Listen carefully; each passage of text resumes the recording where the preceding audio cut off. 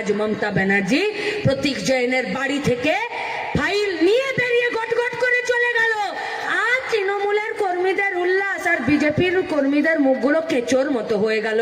কি তৃণমূলকে টাইটে দিচ্ছিল।